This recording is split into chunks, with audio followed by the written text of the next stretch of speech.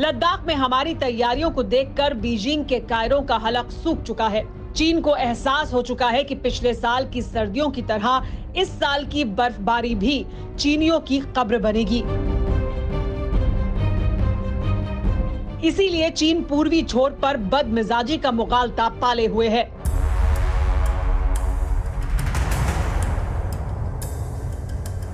जिससे निपटने के लिए हमारी तैयारी कैसी है, जांबाजों के उसी शौर्य से साक्षात्कार कराने TV9 भारतवर्ष की टीम देश के अरुणाचल में LAC के फ्रंटलाइन बेस पर पहुंची।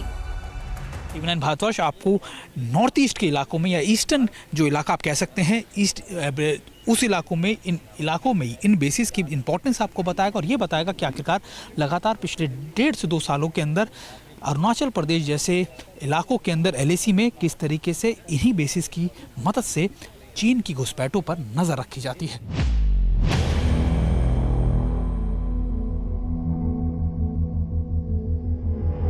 हजारों फीट ऊंची इन्हीं बुलंद चोटियों के बीच, हजारों फीट ऊंचे इन बर्फीले रेगिस्तानों के बीच, इस बेहद दुर्गम इलाके में सन्नाटे को चीरकर गुजरती है LAC यानी भारत चीन की सीमा रेखा।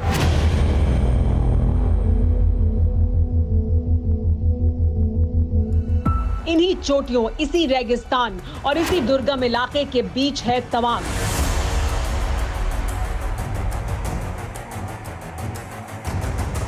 देश के सुदूर पूर्व का वो कोना जहां लद्दाख की तरह ही चीनियों की चालबाजियां सामने आती रहती हैं। सवाल ये है कि अरुणाचल में ऐसा क्या है जिसका जिक्र भर होने से बीजिंग के तानाशाह का ब्लड प्रेशर बढ़ जाता है। इस सवाल का जवाब जानने से पहले जिनपिंग के शागिर्द को सुनिए।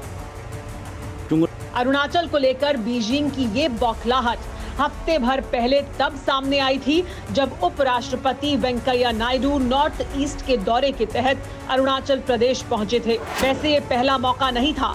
अरुणाचल प्रदेश को लेकर चीन लगातार बौखलाया रहता है। इतना ही नहीं, 2 हफ्ते पहले चीनी सैनिकों ने अरुणाचल में घुसपैठ की कोशिश की थी। चीन के 200 से ज्यादा सैनिकों को हमारे जवानों ने खदेड़ दिया था। साफ है कि लद्दाख में हर साजिश नाकाम होते देख ड्रैगन का जमीन खोर जबड़ा अरुणाचल से लगती LAC को कुरेदने लगा है। लद्दाख की तरह अरुणाचल में भी हमारी तैयारी कैसी है, यही जानने TV9 भारतवर्ष संवाददाता सुमित चौधरी फ्रंटलाइन बेस मीसामारी पहुंचे। LAC पर यथास्थिति पिछले साल से बदलने के बाद कई चीजें बदली। ऐसे एविएशन विंग्स को या फिर ऐसे बेसिस को पहले इस्तेमाल किया जाता था रेस्क्यू के लिए, रिलीफ मटेरियल के लिए, मोबिलाइजेशन के लिए, लेकिन अब इसका एक और इम्पोर्टेंस बढ़ गया है, वो है सर्विलेंस। ना सिर्फ ईस्टर्न लद्दाख में बल्कि नॉर्थ ईस्ट के इलाकों में, खास तौर पर अरुणाचल प्रदेश में चीन के जिस तरीके से लगातार कोशिशें हो रही हैं घुसपैठ करने की, उसको लेकर सर्विलेंस करना, उसके लिए हेरोइन मार्क 1 जैसे ड्रोन सिस्टम्स को इस्तेमाल किया जाता है। कई ऐसे इंडिजीनियस ड्रोन्स भी हैं जिनका इस्तेमाल सर्विलेंस करने के लिए किया जाता है।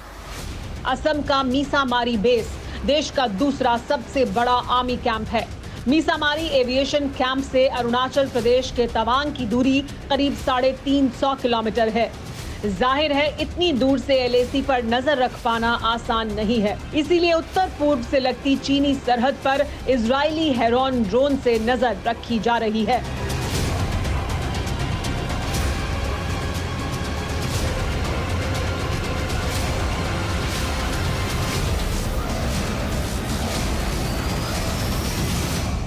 आप सोच रहे होंगे कि आखिरकार इस बेस से, मीसामारी से और उस जगह तक इतना सर्विलेंस कैसे, क्योंकि यहाँ से बैठकर वहाँ पर नज़र रख पाना बहुत मुश्किल होता है। तो ऐसे में ये ड्रोन्स ही लगातार मदद करते हैं हमारे लिए इन डेंसिटी एरिया में, क्योंकि कई इलाके ऐसे हैं खास तौर पर अरुणाचल प्रदेश के जहाँ पर इतने घने जंगल है कि वहाँ पर किसी तरीके से भी ऑन फुट नज़र रखना बहुत मुश्किल होता है। तो ये बेस या फिर ये इलाका इसलिए इम्पोर्टेंट है क्योंकि ये दरअसल उन फॉरवर्ड मोस्ट लोकेशंस पर नजर रखने का काम करता है। मीसामारी एयरबेस का इस्तेमाल पहले दूर दराज के सरहदी इलाकों में फौज को रसद पहुंचाने के लिए किया जाता था।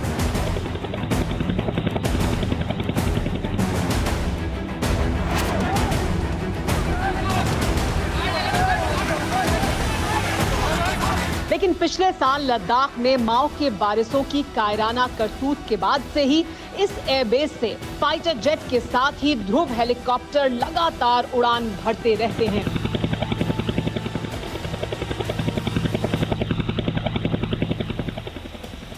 मेरे पीछे है ALS ध्रुव मल्टी यूटिलिटी हेलीकॉप्टर्स और ख़ास बात यह कि भारत द्वारा निर्मित है, HAL द्वारा। और ख़ास बात यह भी कि इसके करीबन 1992 से ये 2002 से ये इंडक्टेड है इंडियन आर्मी में, और इंडियन आर्मी इसको कई फॉरवर्ड मोस्ट लोकेशन पे इसका इस्तेमाल करती है, खासतौर पे ना सिर्फ रसद पहुंचाने पे बल्कि इवैक्यूएशन करने पर भी।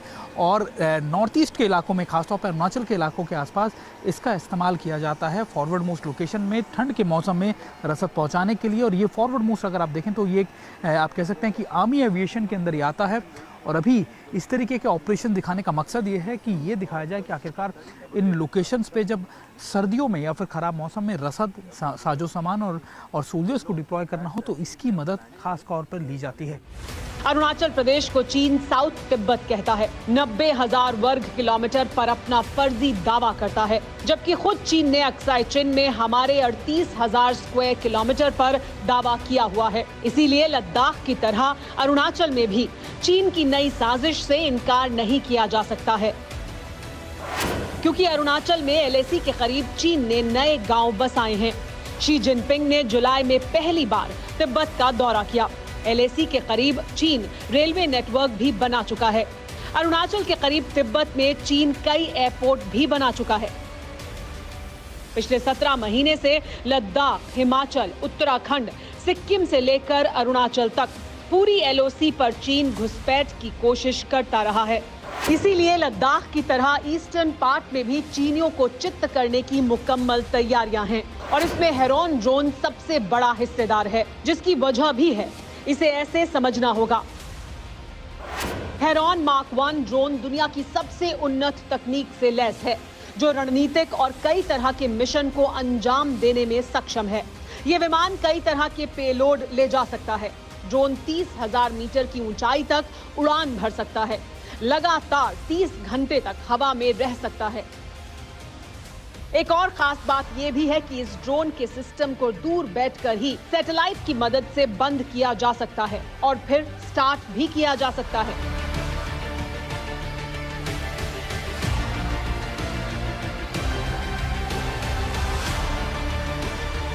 हेरोइन मार्क 1 ड्रोन जो है, या फिर आप कह सकते हैं UAVs इनको कह सकते हैं, इनका इस्तेमाल खासतौर पर डे और नाइट कैपेबिलिटीज़ के साथ, यानी दिन और रात में लगातार 24 घंटे LAC के इलाकों में किया जा रहा है।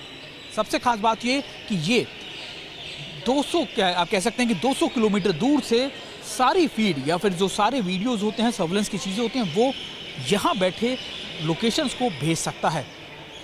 24 से 30 किलोमीटर की लगातार इंड्योरेंस है, यानी 24 से 30 घंटे लगातार उड़ान भर सकता है। 30,000 फीट की ऊंचाई पर उड़ान भर सकता है। अब इम्पॉर्टेंट ये है कि जब आप किसी भी लोकेशन में बैठे हुए फॉरवर्ड मोस्ट लोकेशंस को देखना चाहते हो, उसकी लगातार निगरानी रखना चाहते हो, और वो जो दुश्मन आपको देख ना सके, तो ये ड्रोन सर्विलेंस के लिए इस्तेमाल किए जाते हैं, या फिर ये UAVs उसी के लिए इस्तेमाल किए जाते हैं। महत्वपूर्ण ये है कि जब आप ऐसे टेरेन के अंदर अपनी डिप्लॉयमेंट रखते हैं जहाँ पर मूवमेंट कर पाना ट्रूप्स के लिए बहुत मुश्किल होता है, तो ऐसे में ये UAVs भारत के लिए बहुत बड़ा मदद के तौर पर साबित हो रही हैं। आज भारत ना सिर्फ ईस्टर्न लद्दाख में बल्कि नॉर्थ ईस्ट के कई इलाकों में, अरुणाचल में इलाकों में ऐसे UAVs का इस्तेमाल बहुत तेज़ी से कर रहा है, जिनकी नाइट कैपेबिलिटीज़ भी बहुत ज़्यादा पुख्ता है।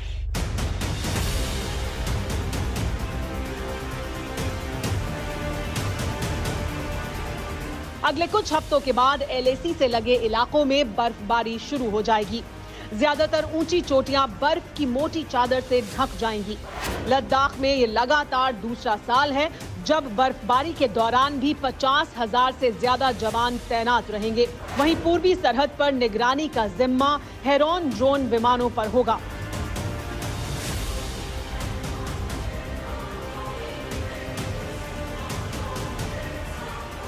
ड्रोन्स एक तरीके से हमें एक एडेड एडवांटेज दे रहा है इस पूरे सिचुएशन में, क्योंकि ड्रोन्स की कैपेबिलिटी है कि वो बहुत ही हाई ऑल्टीट्यूड में जाके आपको लाइव फीड दे सकता है। यहाँ से 300, 400, 500 लिटरली बॉर्डर में जाके वहाँ की क्या डिप्लॉयमेंट्स, क्या एरिया है, उसके बारे में आपको इन्फॉर्मेशन दे सकता है। हमारी मशीन्स में ऐसी कैपेबिलिटी है जो कि हमें किसी भी वेदर में कभी भी कहीं पर भी जाने की क्षमता देती है। So weather is no handicap. हालात कैसे भी हों, देश के जांबाज मुस्तैद हैं, लेकिन सवाल यह है कि एलएसी पर हेरॉन ड्रोन की तैनाती की वजह क्या है। एलएसी यानी लाइन ऑफ एक्चुअल कंट्रोल करीब 3,488 किलोमीटर है, जो देश के 5 राज्यों लद्दाख, हिमाचल प्रदेश, उत्तराखंड, सिक्किम और अरुणाचल प्रदेश से गुजरती है। इसमें से 1,597 किलोमीटर का इलाका लद्दाख में है। 545 किलोमीटर की सरहद हिमाचल प्रदेश और उत्तराखंड से लगती है। वहीं सिक्किम और अरुणाचल में कुल 1,346 किलोमीटर लंबी एलएसी है।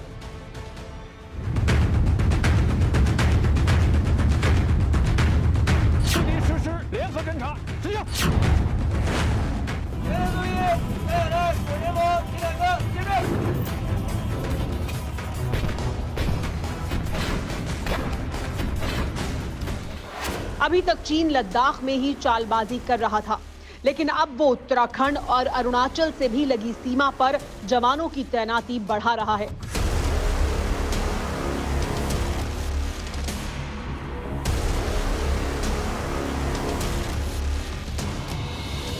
उपराष्ट्रपति वेंकैया नायडू के अरुणाचल दौरे के बाद जिस तरह चीन की बौखलाहट सामने आई है, उससे चीन की मंशा साफ होती है।